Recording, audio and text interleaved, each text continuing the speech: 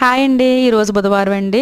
మేమైతే నీసి తింటామండి. మీరు ఎంతమంది తింటారో నాకు కామెంట్ చేయండి. నీసి ఈరోజు వచ్చేసి కోడిగుడ్లు, ఎండి చేప, వంకాయ, టమాటా కర్రీ వండడం జరిగిందండి. మా పెద్ద పాప కొంచెం నేను వంకాయ తిన్న మమ్మీ అని అన్నదండి. సర్లే అయితేనే ఎప్పుడు తింటుందండి. కొంచెం కొళ్ళు దొరదగా ఉన్నాయని చెప్తే వండి చేప కన్నా వంకాయ కన్నా పెట్టకూడదు కదండి. అందువల్ల తనకి స్పెషల్గా కూడా కొంచెం పకోడీ అన్నది పులుసు పెట్టానండి.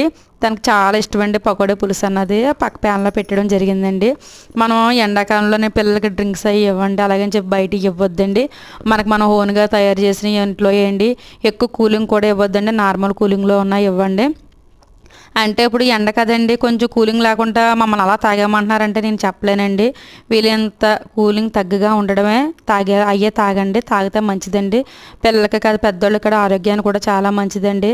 పిల్లల్ని ఇప్పుడు కూడా ఎదురు సమాధానం కట్ట ఎవరు చెప్పనివ్వకండి. సెలవులని చెప్పి వాళ్ళకి ఊళ్ళకి కట్ట పంపిస్తామండి, కరెక్టే. కానీ ఆ పిల్లలకి కొంచెం హెల్త్ కేర్ గురించి కూడా మనం పట్టించుకోవాలండి.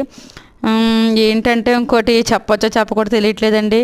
ఎవరింటికి వెళ్ళినా సరే వాళ్ళు చూస్తారనేసి మనకి నమ్మకం కుదిరినా కుదరకపోయినా సరే దగ్గర ఉండి మన పిల్లల్ని మనం కాపాడుకోవడం చాలా మంచిదండి. అదే చెప్తున్నాను. అందుకే చెప్పచ్చా చెప్పకూడదా అంటున్నాను.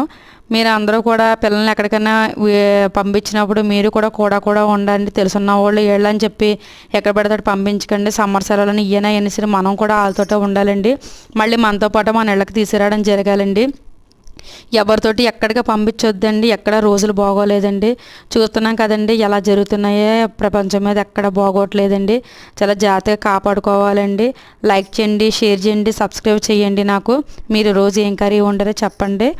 నాకైతే కామెంట్ ద్వారాగా నాకు తెలపండి. ప్రతి ఒక్కరు కూడా వాటర్ బాటిల్స్ వాడండి.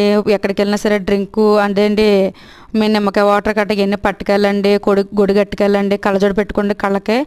బైక్ మీద దాని ఫోన్ కట్ట ఎవరో మాట్లాడకండి. గాలి వచ్చేసేటప్పుడు కళ్ళకి మట్టికి డ్యామేజ్ రాకుండా కళ్ళజోడు అందరూ కూడా వాడండి. హెల్మెట్ వాడండి. మీ హెల్త్ గురించి మీరు చూసుకోండి. బాయ్ అండి.